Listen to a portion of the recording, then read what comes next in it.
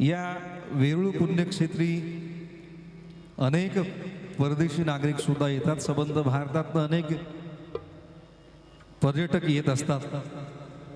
अशाच एका पर्यटकाने विचारलं कि यहाँ पे जो माला जपी जा रही है, यहाँ पे जो भक्त है जो मालाओं का जाप कर रहे हैं, ये क्या है? तो मैंने कहा ये अनुष्ठान है। तो उन्होंने पूछा इससे क्या होता है? तो मैंने बस एक लाइन में कहा कि अनुष्ठान वाम पथ से राम पथ तक जाने का रास्ता है।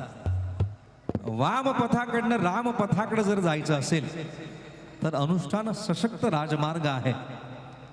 आजही महाराष्ट्रामध्ये संबंध देशभरामध्ये संबंध जगाच्या पाठीवर बऱ्याचशा घटना आपण पाहतोय। प्रत्येक देश बारूदाच्या ढेरावर बसलाय, ठिणगी पडण्याचा अवकाश आहे। यंदाच्या वर्षी तर जलवायू परिवर्तन मोठ्या प्रमाणात झालं। एकीकडे सरकारी धोरणांनी सुद्धा शेतकरी नागावला गेला, दुसरीकडे निसर्गाने सुद्धा शेतकरी नागावला गेला। वाईट परिस्थिती आहे। या गोष्टी एक वेळ समजण्यासारख्या आहे। मात्र 3 वर्षाच्या बालिकेवर बलात्कार होणं, तिची दगडाने ठेचून निर्घुण हत्या होणं माणूस म्हणून शर्मेची बाब आहे। बिबट्यांचं सध्या जिकडे तिकडे ऐकायला येतंय, जिकडे तिकडे बिबट्यांचा वावर आहे। एक वेळ मग तुमच्यापेक्षा अशी जंगली श्वापद बरी। माणूस म्हणून तुम्ही जन्माला आलात, माणूस म्हणून आपण जगण्याच्या लायकीचे आहोत का, हा एक विचार अंतर्मुख करायला लावतो।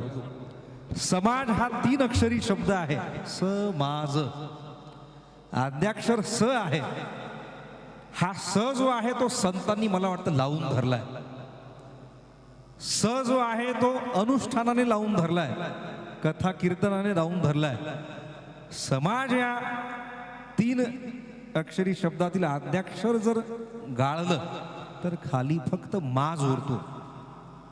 मात्र संतांनी हा सद्विचारांचा सुविचारांचा स जो आहे तो आपल्या सामर्थ्याने लावून